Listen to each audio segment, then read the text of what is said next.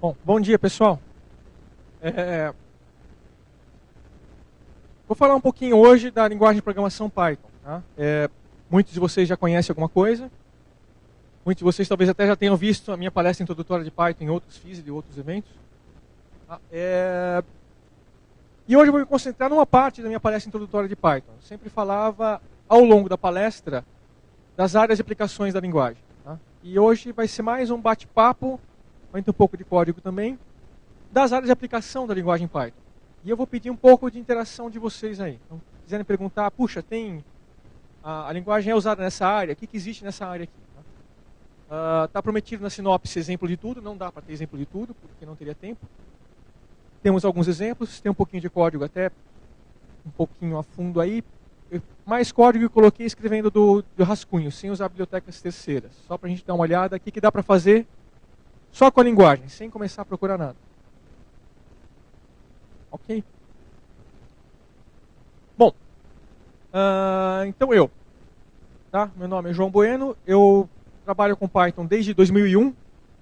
Até hoje não teve um projeto que eu tinha envolvido no começo do projeto que não pode ser feito com Python. Tá? Ou como linguagem principal ou como linguagem de suporte muito grande. E esse é um ponto que eu percebi, né? Em geral, as pessoas perguntam, quem não conhece a linguagem principalmente, fica, mas não deve dar para usar na área que eu trabalho. Não tem. Linguagem interpretada. É lento. Não, isso aqui que eu faço tem que ser com Java, isso que eu faço tem que ser com .NET, isso que eu faço tem que ser com C. Não, isso aqui tem que ser com MATLAB. Vamos conversar um pouquinho sobre isso aí e ver alguns exemplos pequenos no caminho. Tá? Então, primeira coisa, né? Eu dei aula na universidade por uns 2, 3 anos, e aí eu fui chamado para ser professor de programação de scripts. E aí na ementa deles que eles tinham criado, o Python estava lá com uma linguagem de script. E, mas o que é uma linguagem de script? Não tem uma definição do que é uma linguagem de script. Tá? Olhando lá, conversando com as pessoas, você descobre o quê? Fica esse sentimento de que linguagem de script é uma linguagem que você põe um comando atrás do outro, e ele executa aquele lote de comandos. Você não precisa ter muita estrutura, não precisa se preocupar com o que o programa vai fazer. Tá? Então, às vezes é entendido como uma linguagem de cola. Tá? Ou às vezes também é isso aí. Você não tem... Como é um programa que você escreveu só o texto, o pessoal mais tradicional, que do tempo do C lá. Você vai para a faculdade, às vezes depende da faculdade, tem os professores se formaram na década de 80 ainda. Você tinha que compilar o programa, tem que ter o executável para rodar. Tá? Se não precisou compilar, então obviamente é uma linguagem interpretada e o computador está fazendo tudo 8 camadas acima do hardware, linha por linha. Então isso vai ser lento. Tá? Essa parte de por que o Python não é lento, vamos chegar um pouquinho nela depois. Porque o script não é só isso, não é uma linguagem que não é compilada. Na minha palestra completa de Python eu falo mais disso. Mas tem uma palestrinha que eu dei a primeira vez em 2008, que é o Shell Descansa em Paz. Né? Então, na primeira área que eu gosto de usar Python, realmente é como linguagem de script nesse sentido, de você scripts do sistema, scripts para controlar o seu computador pessoal, que você escreve em Python, às vezes sem se preocupar muito em formatar o script. Só você quer a coisa funcionando. Então vamos ver. Tá? Você está lá como administrador de um sistema, ou seu pessoal, ou da empresa. Tá? E aí, de repente, tem uma tarefa que você percebe que vai precisar de um shell script. Tá? Eu costumo dizer, não precisa usar shell script, vamos fazer em Python. Você ganha essas coisas aqui. Não sei quem aí conhece bem shell script. Tá? Mas em geral você ganha isso aqui de cara, fazendo em Python. Tá? Você tem tudo executado num processo só, em shell script. Cada linha é um processo separado. Eu me lembro uma vez que teve uma discussão na lista de e-mail de Python aqui no Brasil, que alguém falou, não, se eu quero fazer o MD5 de um arquivo, tá? MD5 todo mundo sabe o que é, ele pega todos os bytes de um arquivo e calcula um código de hash que é usado em criptografia. Se alguém quiser quebrar MD5 com Python, também falem com o Henrique ali embaixo. Mas não estou falando disso agora. Eu sei que nessa época, isso faz tempo já. A pessoa argumentando, não, eu uso o comando MD5 do BAT, ele calcula MD5 no arquivo. Olha como é fácil, do shell, né? E eu não, se você está fazendo uma coisa um pouquinho maior, vai precisar guardar esse MD5 em algum lugar, você deveria fazer com Python. Tá? O cara, não, mas é muito mais rápido. Aí ele mostrou que ele rodava o MD5 no arquivo, do shell, né? Ele fazia o timing e dava, vamos dizer, não foi esse tempo, foi 0.1 segundos. Ele fazia com Python, dava 0.8 segundos. Por que demora mais tanto? Porque o Python tem que subir o interpretador inteiro do Python. Então, se eu tenho uma linha de arquivo que vai fazer um MD5 do Python, usando a biblioteca padrão, você não precisa instalar mais nada. O Python você faz MD5, como o comando do shell. Aí o cara, não, tá vendo? É 10 vezes mais rápido. Tá bom. Vamos fazer um MD5 de 100 arquivos. Tá? Aí você faz o for no bash. A hora que você faz o for, cada vez que você chama um MD5 é um comando separado do outro processo. Tá? Resultado. A hora que você fazia o MD5 no shell, levava, vamos dizer, 10 segundos. O do Python passava de 0.8 para 0.9 segundos. Porque esse tempo, esse 0.8 segundos, que é a impressão que ele demora mais, é o tempo para subir o interpretador. Isso na época. Hoje o interpretador sobe mais rápido, depende do hardware que você está, claro. Né? Aí o problema, não, mas o problema é só a velocidade, não tem problema. Né? O Python mesmo não se preocupa tanto em ter velocidade, em facilidade de fazer a coisa. Tá bom. Aí acontece o seguinte, eu percebi que o MD5 que estava fazendo no shell estava dando um valor diferente do MD5 que eu estava fazendo no Python. Eu fui descobrir. Quando você dá um cat, o comando cat do MD5, que a gente estava fazendo para fazer um pipe do arquivo para o comando MD5 do shell, estava incluindo um /n a mais no final do arquivo. Então o script shell estava fazendo errado. E aí você cai na outra vantagem ali, né? Distinção clara entre dados e código. O que aconteceu? O enterzinho que estava no shell, você tem que se preocupar em passar um parâmetro a mais para o cat, para não colocar aquele /n no final do arquivo, do final da linha. Em Python, tudo que é dado está entre aspas. Tá? Literalmente entre aspas. O que não é dado é código. Está separado. Em shell, depende do comando que você vai usar, pode estar em aspas seu dado, pode não estar. O que está entre aspas pode ser um parâmetro para o comando, ou pode ser um comando. Então essa é outra vantagem. Né? Outra coisa aí é sintaxe unificada. Né? Se você vai fazer uma coisinha que você vai ler um arquivo, vai ordenar ele por um campo, você tem que usar uma combinação de vários comandos no shell. Cada comando desses vai ter o seu conjunto de parâmetros, vai ter o seu conjunto de sintaxe. Em Python você vai estar usando a biblioteca padrão, vai estar usando as mesmas coisas. Tem que ver como funciona cada função? Tem, mas as funções vão funcionar do mesmo jeito.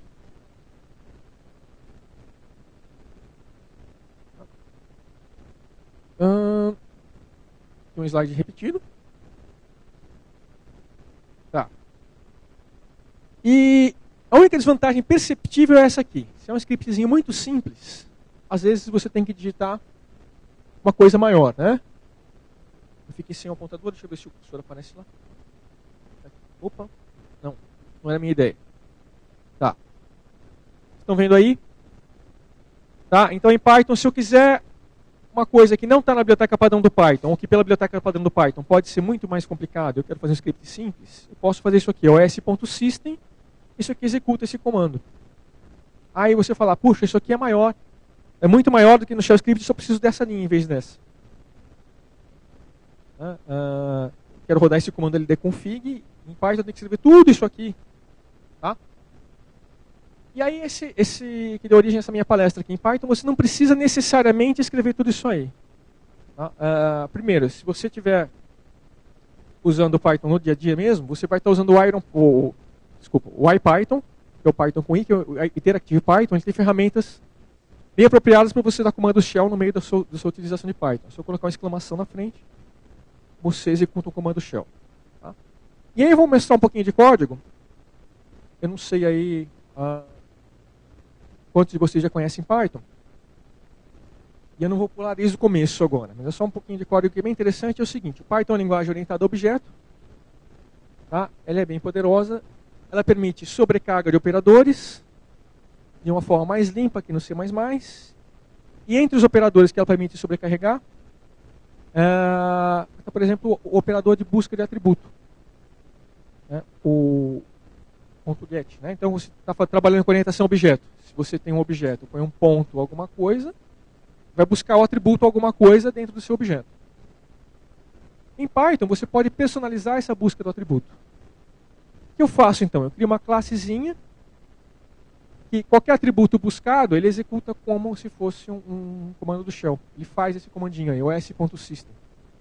Essa classe, ela fica com 3, 4 linhas. Tá? Só que aí eu não teria como passar parâmetro. Para poder passar parâmetro, eu tive que fazer um pouquinho mais complexo que isso, deu umas 15 linhas. Vou mostrar para vocês aqui.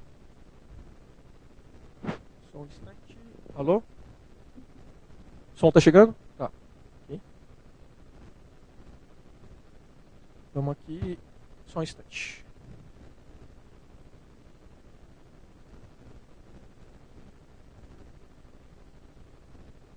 Tamanho da letra, tá bom? Então esse meu shellhip.py aqui. Se tiver pequena letra, alguém avise. Tá? Esse código todo aqui. Acho que tá melhor abrir no editorzinho de texto. Porque a gente não fica com a quebra de linha ali.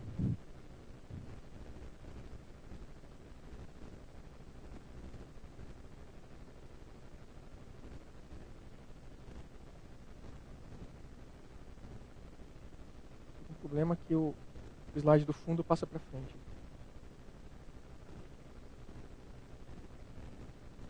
Tá? Então são 23 linhas. Eu fiz esse módulozinho que ele faz o quê? Ele usa esse getAttr para personalizar a busca de atributo. O que eu faço então? Aí eu instancio essa minha classe shell com a letra S. O que acontece? A letra S passa a ser um objeto desse módulo de Python, e aqui é o módulo completo, que eu posso usar. Dentro desse objeto S, eu busco um atributo. A hora que eu busco o atributo, ele retorna o objeto immediate. Esse objeto immediate, ele personaliza a chamada dele. Ou seja, o que eu puser entre parênteses, ele vai ser chamado como uma função normal, por causa desse call. Os parâmetros da função vão ser chamados aqui, vão ser passados como parâmetros para o call aqui. Tá? E aí eu executo o comando. Foi passado. Qual é o comando? O comando é passado quando eu passo o parâmetro para o shell. Tá? E aqui eu faço aqui que eu tenho dois modos de operação com esse if aqui ainda. Tem um modo que funciona no modo imediato, que ele me mostra o resultado direto no prompt do Python interativo. E tem o modo não imediato, que é o que eu vou usar para programar meu script. Vamos dar uma olhadinha como é que fica isso aqui.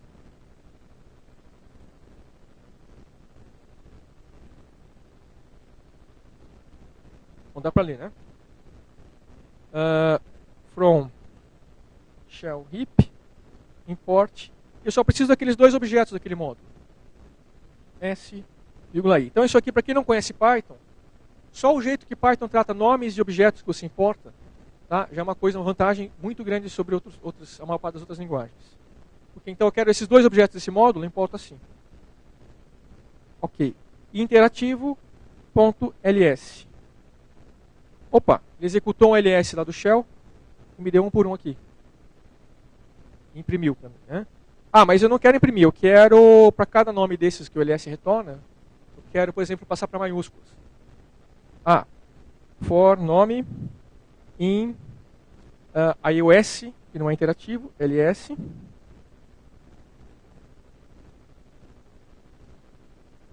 Nome é uma string de Python. E os strings têm métodos como objetos normais. Então eu quero só passar para maiúscula aqui. Aí. Tá? E que o ls retorna um final de linha a cada coisa. Né? Eu não quero final de linha. Posso colocar isso aqui.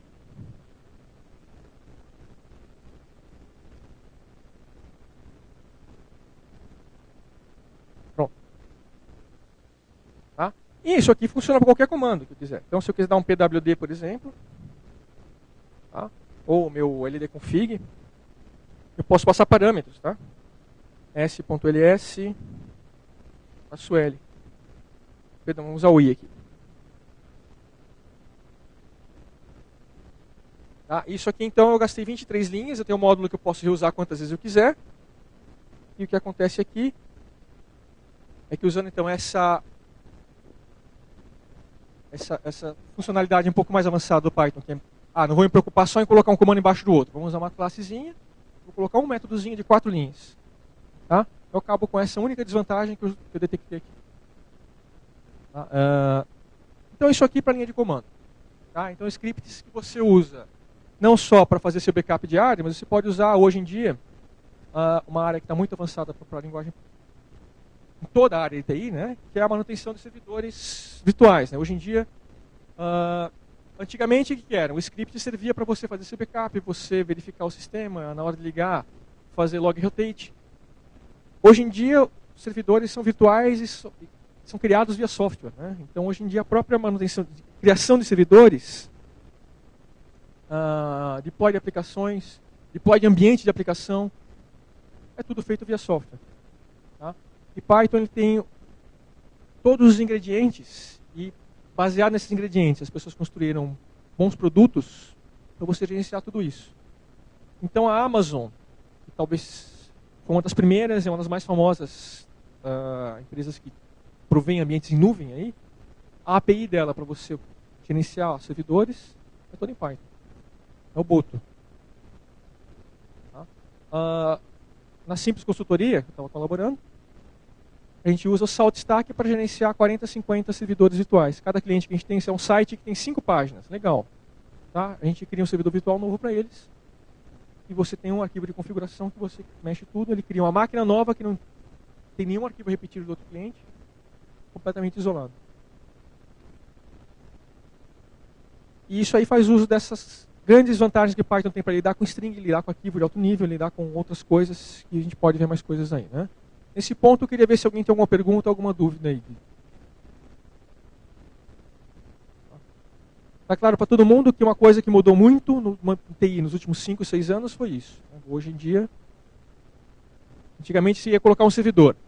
Você tinha que encomendar uma máquina, vinha um hack, você colocava uma máquina, aí você pegava o seu sistemão, rodava e instalava lá. Hoje você vai criar um servidor. Tá? Você dá um comando, ele cria uma árvore de diretório, você dá outro comando, o próprio kernel instancia um novo Linux lá, com outro endereço de IP, e tem um ambiente completamente isolado. Só que a hora que você quer configurar coisas como quanta memória, rede nesse servidor, que pacotes vão estar instalados nesse servidor virtual, tá? Você precisa ter tudo isso em software. Tem uma linguagem de muito alto nível que possa se tornar simples você se comunicar com o sistema de arquivos, com o gerenciador de pacotes do sistema, com versionamento, tá? Com vários protocolos de rede integradas. Ajuda muito nisso.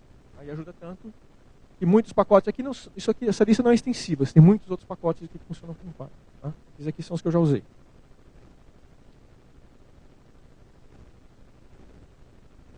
Tá? Bom, aqui eu vou partir para um exemplo um pouco mais complexo. Eu não sei, bom, tem bastante gente aí. São duas coisas bem distintas nessa palestra. Uma coisa é esse bate-papo mais alto nível do que é possível fazer com Python e quais são as vantagens que você tem, como essa coisa que eu falei dos servidores. E uma outra coisa é esse exemplo mais detalhado que a gente tem de código, mesmo usando um pouquinho de Python. Tá? Eu fiz uma coisa aqui que é interessante, que eu nunca vi ser feito em outra linguagem. Não que não dê para fazer, dá para fazer até com Shell Script também. Tá? Mas o que é? Você partir de nenhum framework, só da linguagem e da biblioteca padrão dela, e criar uma aplicação web.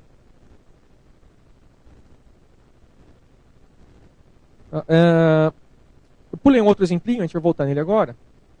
Quando eu falei do Shell Script. Né? Então, um outro exemplo de scripts que eu tenho, você vai processar um arquivo de log. Legal, eu tenho um arquivo de log lá, ou do Apache, ou de qualquer coisa. Eu quero jogar isso no banco de dados. Eu quero passear o arquivo e jogar no banco de dados. A gente vai visitar esse exemplo primeiro, porque depois desse exemplinho do banco de dados, eu uso aqui na minha aplicação web feita a partir de rascunho. Tá? Só para ter uma ideia aqui, tá? Quantas pessoas já usam Python? Tá. Então a maioria não usa, então eu vou voltar realmente para o exemplo mais básico, só para vocês terem uma...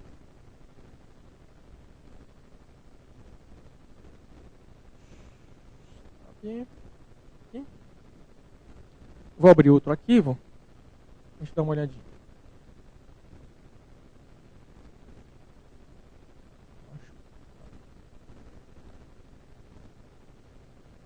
Tá pegando aqui. Só um instantinho. Esse aqui.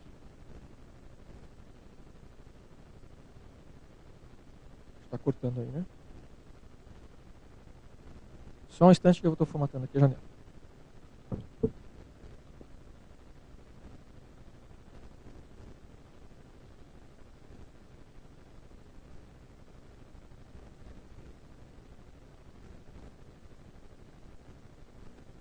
Ficou lento aqui, não. Por algum motivo quando ligou o VGA.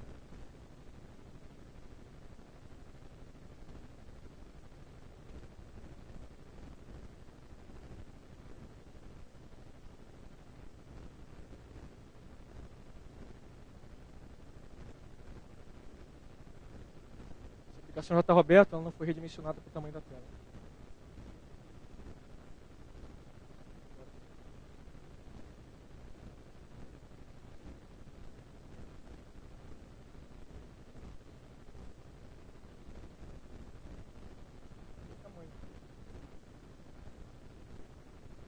Ok. Bom, então esse script, ele parece grande, mas na verdade isso é uma coisa bem simples. O que eu faço aqui? Eu crio uma nova tabela de banco de dados, seria um script completo. Ele pega um arquivo de log, que está aqui também. Vamos abrir aqui. Esse aqui é um log só dos pacotes instalados nessa máquina. Tá? Então eu formatei ele em 26 de março. Então tem aqui um monte de pacote que foi atualizado, um monte de pacote que foi instalado. Isso aqui é o log criado pelo gerenciador de pacotes. Tá? Isso aqui eu peguei. Numa hora eu olhei, legal, qual é o formato do log? Ele tem a data até aqui. Depois tem uma palavra-chave que fala qual foi a ação feita. E tem o nome do pacote. Tá? O que eu quero fazer? Isso aqui é muito comum você ver, às vezes, por preguiça, às vezes por medo de fazer as coisas. Você vê gente, outro dia tinha alguém na lista de Python reclamando, na lista não, no fórum de pergunta, reclamando que ele tinha um arquivo com 18 milhões de linhas e demorava para pesquisar coisa nele. Né? Então, que o cara, ele queria, você quer ler um arquivo de texto e fazer pesquisa, fazer query aqui direto? Você pode. Até 100 mil linhas, né? Ele vai te responder em alguns segundos ainda, tudo bem. A hora que o cara tinha 18 milhões de linhas de log e queria fazer queries e falava, puxa, meu script está demorando? Não. Vamos ter bom senso. Né? A partir de um certo momento, tem que pegar esses dados, jogar no banco de dados relacional, faz toda a parte de indexação para você. Você pode achar por data e tal. Como é que faz isso em Python? É isso que esse scriptzinho aqui faz. Tá? Então esse setup aqui, então até a linha 15, tá? Eu fiz a conexão, eu apaguei o arquivo antigo, porque aqui é só para demonstração nessa palestra. Tá? Eu crio um arquivo de banco de dados com um banco de dados que é embutido no Python, SQLite 3. Pô, João, você vai usar SQLite 3, você está falando 18 milhões de linha de código, SQLite 3 obviamente é um banco de dados de brinquedo, não vai servir para isso. Sério. Tá? Se é uma aplicação que vai rodar sozinha no servidor e vai ter um arquivo que só ela vai mexer, por exemplo, para gerenciar um arquivo de log desse, o SQLite 3 ele tem velocidade comparável ao Postgres e MySQL. Ele não serve para multi-usuário, para multi-conexão. Tá? Mas se tem uma coisa só, a programação assíncrona, feita para web, por exemplo, você pode servir com SQLite 3 tranquilo. Aí é um banco de dados que é feito tão simples, ele não é feito em Python, mas ele vem junto com o Python. Aí, o footprint dele é pequeno o suficiente para só ter as bibliotecas do sistema, ele usa, que é outra vantagem da linguagem que a gente vai falar ali na frente. Tá? Outra coisa legal. Eu preciso colocar um comando SQL aí no meio. Em Python, eu falei, você separa seus comandos do seu código. O comando SQL é uma string que pode ficar grande, ela pode ter múltiplas linhas. Isso aqui podia estar numa linha só. Eu estou criando uma tabela com 3 campos aí. Tá? Mas é SQL. Em Python eu posso colocar 3 aspas. Depois 3 aspas eu fecho. Aqui nesse meio eu posso colocar enter, posso colocar outra aspas, posso colocar apóstrofo, posso colocar o que eu quiser. O Python sabe que só vai acabar esse texto quando eu fechar com 3 aspas embaixo. Tá? Isso aqui em contraste com a sintaxe do Shell Script, que outras linguagens como Perl e PHP usam, que é um menor que você tem que criar um label e você tem que lembrar daquele label depois. Né? Se você esqueceu, se você usar aquele label, você põe, por exemplo, menor até fim. E você não pode em nenhum momento escrever fim dentro do seu código. Você tem que lembrar que eu não posso escrever fim. Esse lembrar que eu não posso escrever fim no meio do seu bloquinho, no meio, não parece, mas ele ocupa espaço enquanto você está escrevendo o seu bloquinho. Espaço na sua cabeça. Retorna a conexão. Tá? O import data.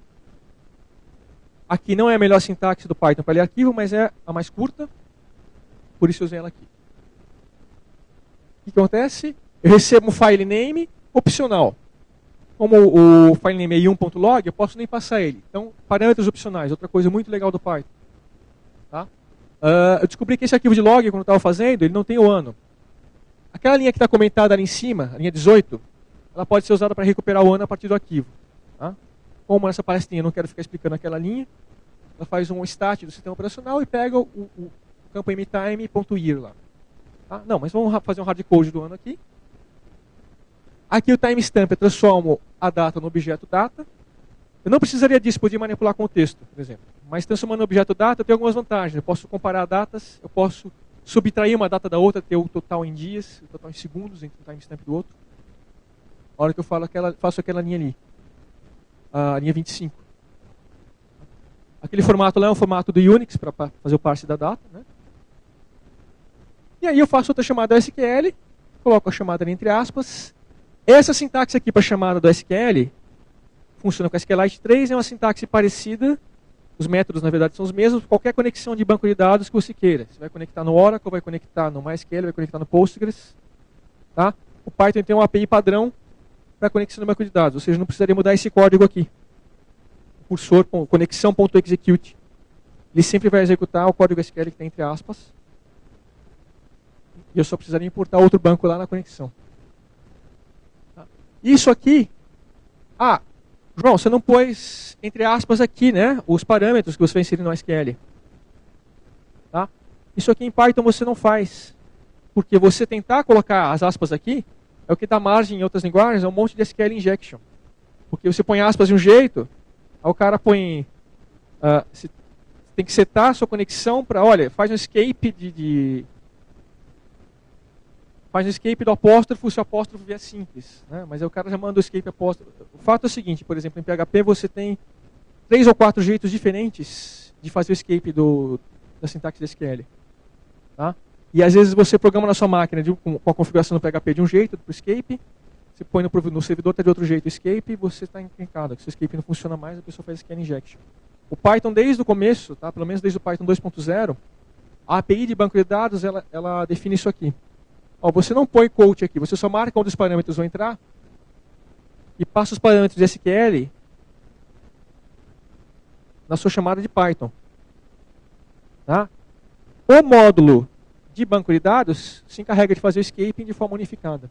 O escape sempre feito. Eu posso ter o que eu quiser dentro do timestamp, dentro do event, dentro do data. Tá? Não vai escapar nenhum apóstrofo sem escape específico para esse banco de dados lá para coisa. Tá? Se você usar a API do Python, SQL injection é 0.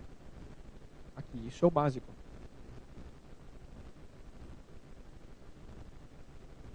Até hoje, principalmente no Brasil, que você tem de site que você invade com SQL injection de pré-primário, colocando apóstrofo na URL, dá medo. Tá? Isso aqui é uma coisa que eu costumo falar da linguagem, coisa padrão, quando eu falo mais geral da linguagem. Né? Ela te convida a programar com boas práticas. Tá? Dá para colocar o parâmetro de outro jeito, que não seja isso aqui? Dá. Tem até gente que faz quando não conhece. Tá? Mas a própria API de chamadas de comandos SQL convida a fazer isso. Legal, passa o parâmetro, não se preocupe em fazer escape de apóstrofo antes. Deixa ele fazer lá. Ok? Bom, então, na verdade, eu tenho aqui 16 linhas que eu abro o arquivo. Isso aqui, ó, esse fora, ele vai ler o arquivo e vai me dar linha por linha do arquivo nessa variável line. Tá? Eu precisei de 2 linhas aqui, porque se for uma linha em branco, na verdade, esse arquivo de log nem tem, ele é bem comportadinho. Mas se tivesse uma linha em branco, ele daria problema na próxima linha. Então resolvi, se tiver uma linha em branco, pula. Tá? Aqui o que eu faço? Eu divido a linha a partir da direita, só que eu quero só 3 pedaços. Por quê? Porque minha data tem espaços no meio. Então divide onde tem espaço em branco, só 2 pedaços a partir da direita. Põe um pedaço no time text, um pedaço numa variável event, um pedaço na variável data. Calculo o timestamp. Eu removo aqui esses 2 pontos, se a gente olhar lá, né? O nome do evento tem 2 pontos aqui. E aqui no final da linha eu vou ter um /n, que é um line feed. Então eu removo esse line feed também. Aqui com strip eu removo o line feed. inserir isso no banco de dados. Tá? E aqui, só para a gente ver que ele fez mesmo, eu tenho uma funçãozinha showResult de 3 linhas. Eu chamo um print aqui. Vou rodar isso aqui agora.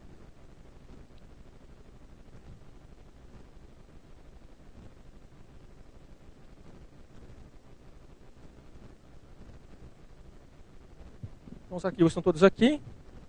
Esse banklog.db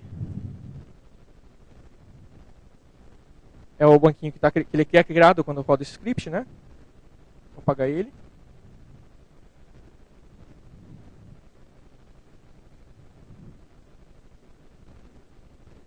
Não está aí. Python. Aquele arquivo que vocês estão vendo.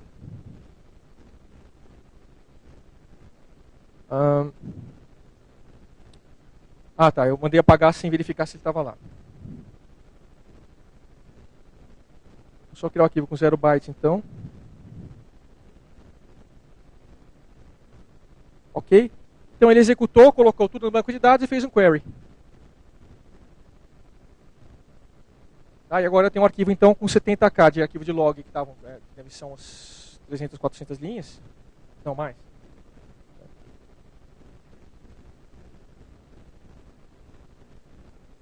Está aqui o banquinho criado, com 70k de novo, e agora eu posso fazer query por data. Legal, quero saber todos os eventos que aconteceram entre as 7 da manhã do dia 15 de maio e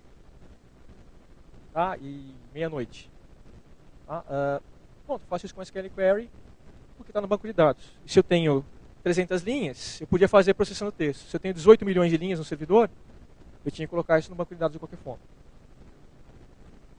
Tem como automatizar isso. Se tem alguém preocupado com isso, na sua empresa pensando 24 horas por dia, você vai pegar, você tem vários jeitos, por exemplo, de cada linha de log que é escrita no arquivo já se inserir no banco de dados automático. Não precisa fazer isso aqui todo dia. Tem muitos jeitos de pensar como usar a linguagem, né? De qualquer forma, isso que eu criei aqui é levando para o nosso próximo brinquedo, que é o servidorzinho aqui. Tá? Esse cara aqui, então eu fiz uma coisa que normalmente você não vai fazer, que é o quê? Colocar todas as views. No caso, eu tenho 3 views aqui, da minha aplicação web, dentro da mesma função. Normalmente você vai fazer um dispatcher aqui, né? Aliás, você normalmente não vai fazer isso. Você vai usar um framework para fazer a produção web, como você faz em qualquer linguagem. Quero o meu próximo slide lá. Você tem frameworks muito completos em Python. Mas para mostrar que você pode fazer sem ter um framework também. Você pode criar a partir do zero, e isso aqui é interessante fazer, na verdade, em um momento, né? Quando você está aprendendo a programar. Está querendo entender como funciona o web. Puxa, como é que é isso aqui? O que é o HTTP? É um negócio, na verdade, é muito fácil falar, não, você nunca vai fazer. Você nunca vai fazer para pôr em produção. Mas é importante mesmo para quem já está acostumado, quem já programa, fazer isso aqui pelo menos uma vez na vida, para você entender. É uma coisa entender em teoria, outra coisa é você ver um request HTTP chegando, você poder tratar ele. Tá? Então o que é? A biblioteca padrão do Python tem esse módulo Base HTTP Server. Lá tem uma classe Base HTTP Request Handler e uma classe HTTP Server. Essa classe aqui ela é feita para você fazer uma subclasse dela, e aí alguns comportamentos pré-definidos acontecem. Então, por exemplo, quando você põe um método que chama do_get. Get aqui é o nome do HTTP. Então, cada vez que chegar uma requisição de get do HTTP, ele vai ser executado dentro desse método. O que eu faço aqui? Eu pego o path da requisição, tá? Vejo se é uma das views que eu tenho aqui. Isso aqui é óbvio, né? Num framework vai estar em outro arquivo separado, tá? Seus URLs da sua aplicação, né? Se não tiver aqui, eu mando um 404. E acabou, fecho aqui. Tá? Se não falar, legal, vou responder isso para você. Tá? E, na verdade, era só até aqui isso aqui. Eu falei, puxa, mas está tão perto de fazer o negócio funcionar com link a mais, que de fato virou uma aplicação que tem alguma funcionalidade. São mais essas 4 linhas aqui de baixo que eu pus também. Né? Então, o que eu faço? Se não for um detalhe, ou seja, se for um installed, updated ou deleted, o que eu vou fazer uma query naquele banquinho de dados que eu acabei de criar.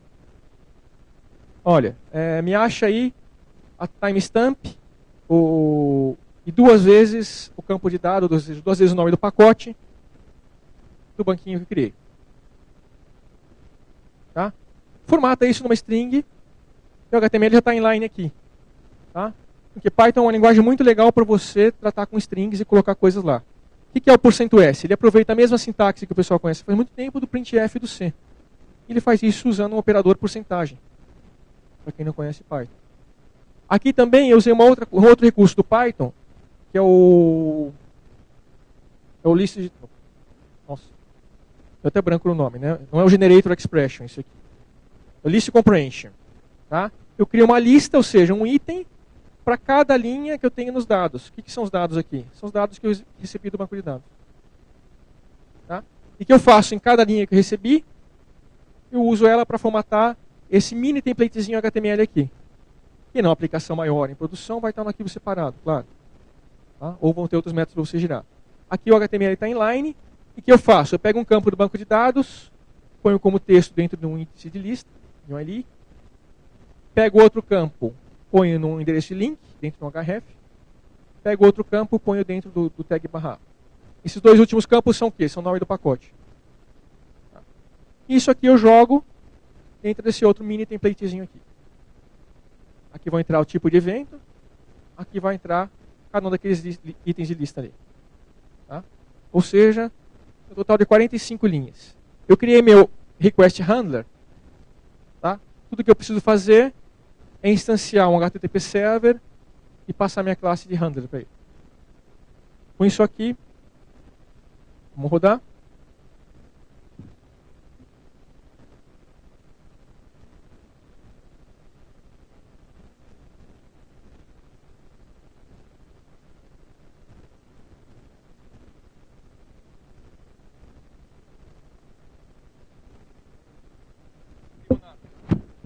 Eu não imprimo nada, só... A gente pegar agora, acho que eu fechei o navegador aqui.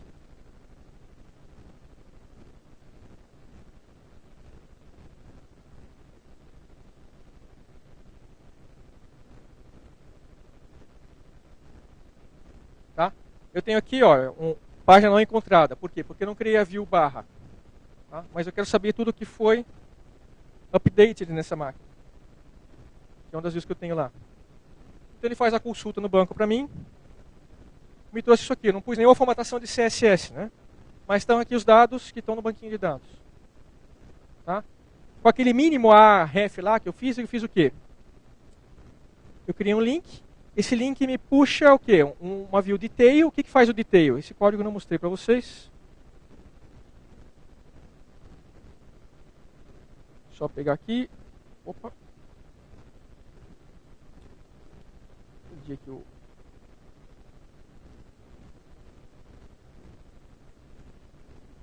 Tá aqui. O que faz o outro código quando eu vi o detail? Eu executo um comandinho que eu mostrei para vocês na parte shell, um RPM, me volta cada arquivo que faz parte daquele pacote. Ou seja, a hora que eu volto no navegador, tá? Então aqui os arquivos fazem parte daquele pacotezinho lá. Tá? Então com 50 linhas eu tenho um negócio que eu posso ver no meu browser e ver quais são os pacotes instalados na minha máquina, quando foram instalados, e ver quais arquivos estão em cada pacote. Tá? Claro que eu posso fazer linha de comando. Se você está na empresa de TI, você tem 100 pessoas, tá? Quer dizer, uma empresa que não seja de TI, você tem 100 pessoas trabalhando, 3 vão saber usar linha de comando para fazer isso. Os outros 95 ou 97 vão precisar do navegador. Tá? E você faz isso aqui em 2 horas, quando você sabe a linguagem. Tá? Bom, isso aqui eu queria mostrar de código. No fim, a gente tem ainda mais ou menos 10 minutos. Eu vou falar rapidamente só as outras áreas que a gente pode usar de Python.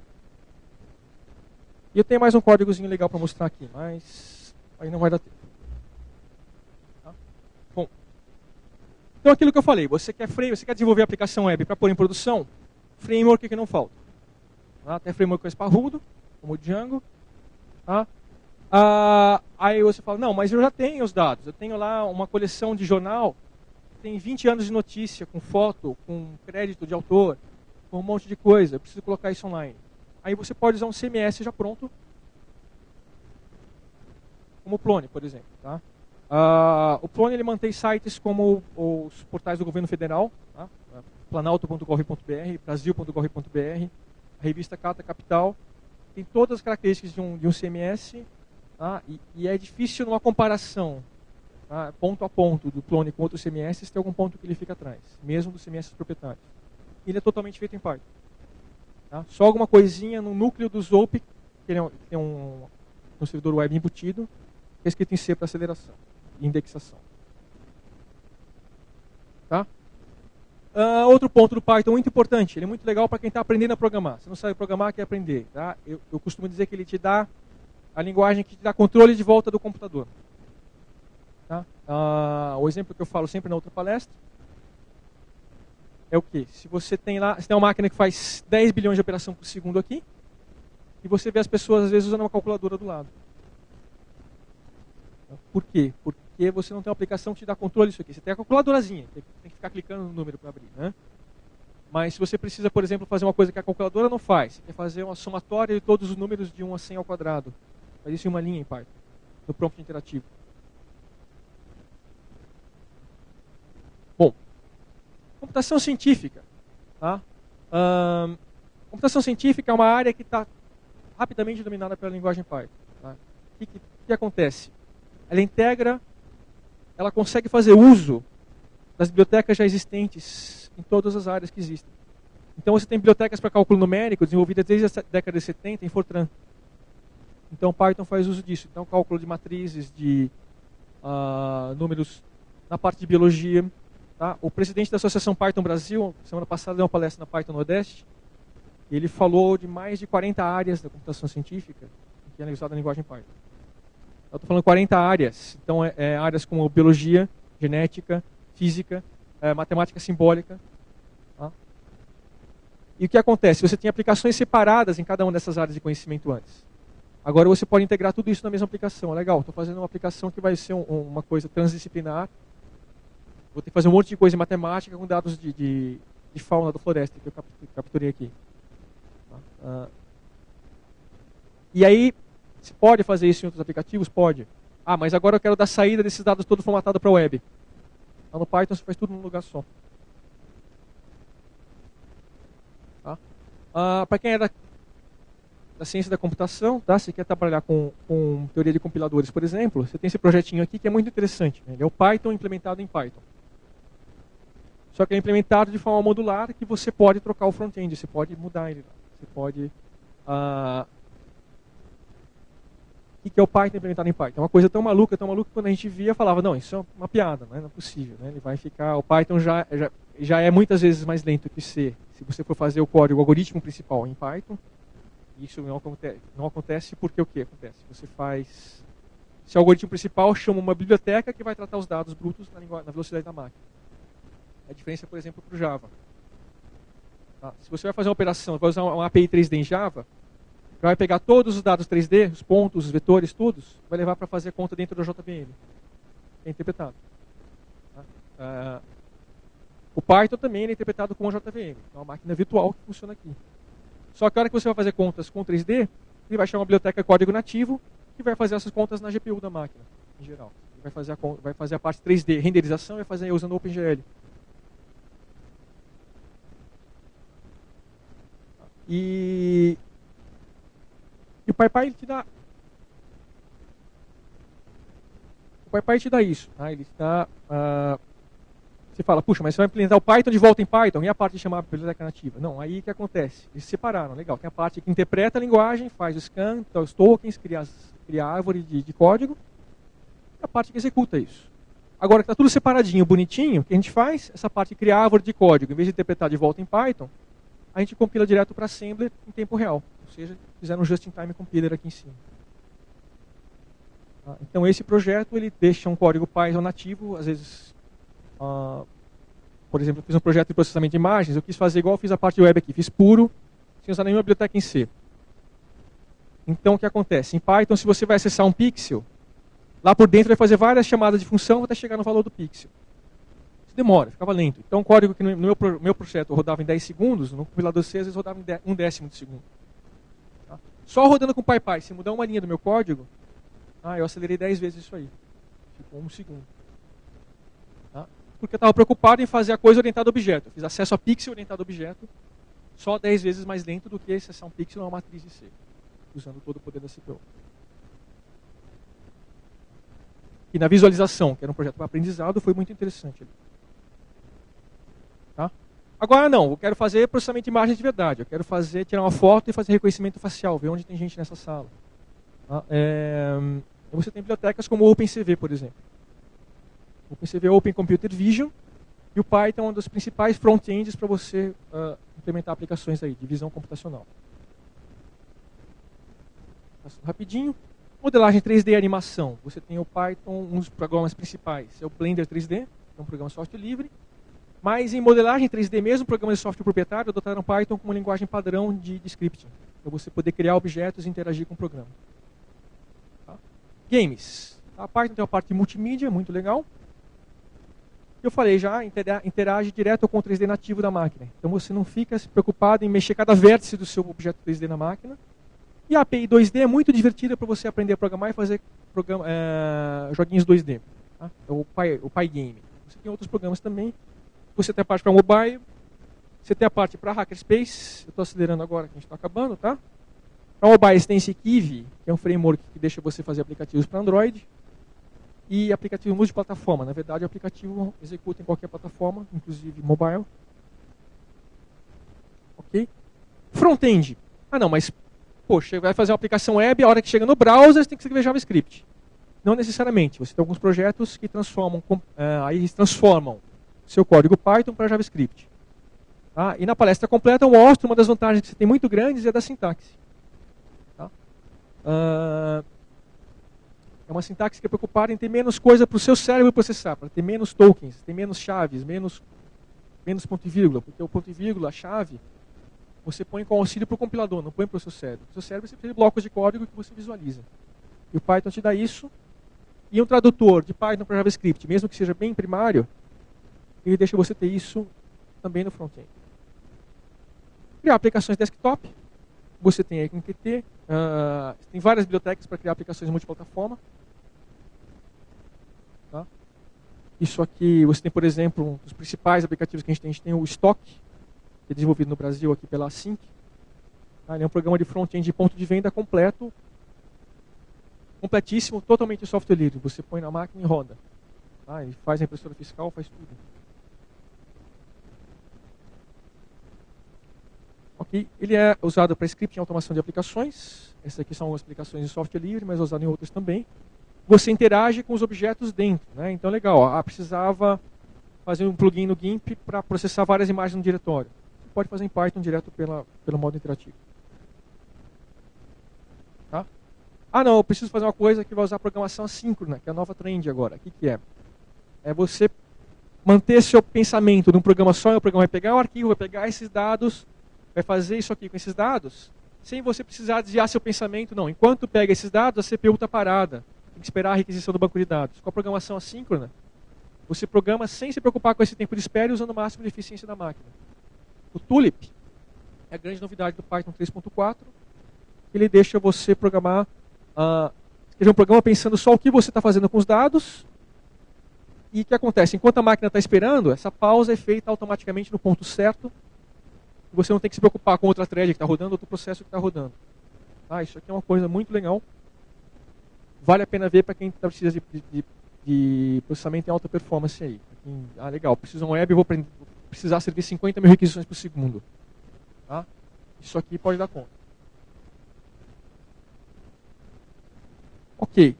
Aqui são as coisinhas que a gente tem, os brinquedos que a gente tem para... legal. Eu falei que dá para chamar bibliotecas em C que já existem. Tá? Aqui são algumas das tecnologias que a gente tem para fazer esse link com bibliotecas já existentes em C. Tá? Não vai dar tempo de falar de cada uma delas. Tem características bem interessantes. O que eu vou fazer aqui? Tem 2 minutos? Não tem. Bom, tá todo mundo quietinho aqui. Eu vou só mostrar, então, eu falei do Pygame 2D multimídia. Um brinquedo que eu fiz. Eu ia responder uma pergunta. Alguém tinha perguntado como é que eu faço para visualizar um grafo em Python.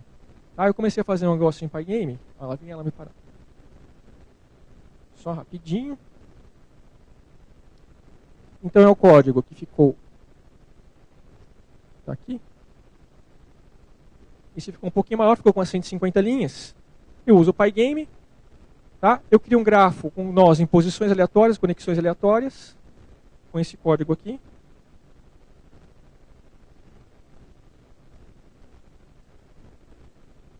Espera aí, tá?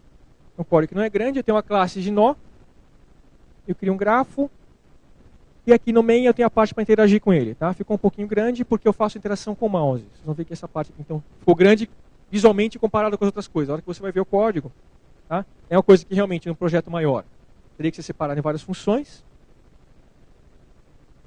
Mas vamos só executar isso aqui para a gente ver, a gente já encerra.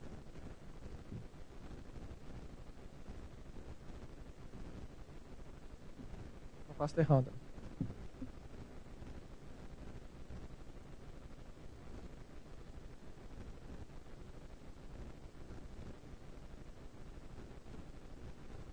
Então eu crio uma janelinha aqui. Isso aqui tem 150 linhas, tá? Eu posso clicar no nó e mover ele para cá.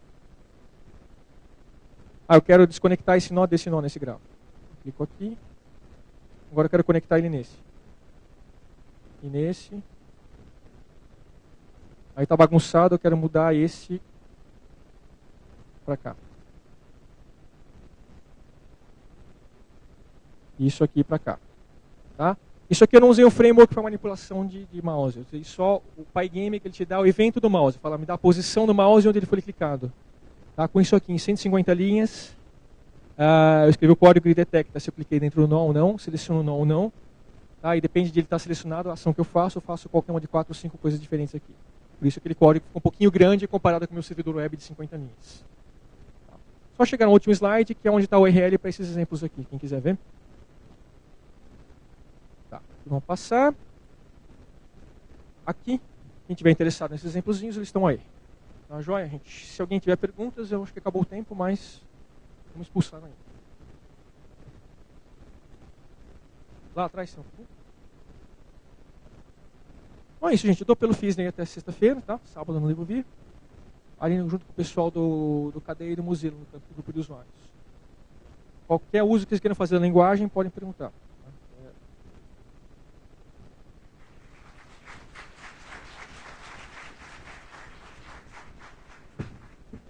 Próxima palestra dessa sala também é uma coisa que eu tinha preparado para falar um slide ou outro, né? Que também é com Python, e é o Python usando o Raspberry Pi, computadorzinho portátil.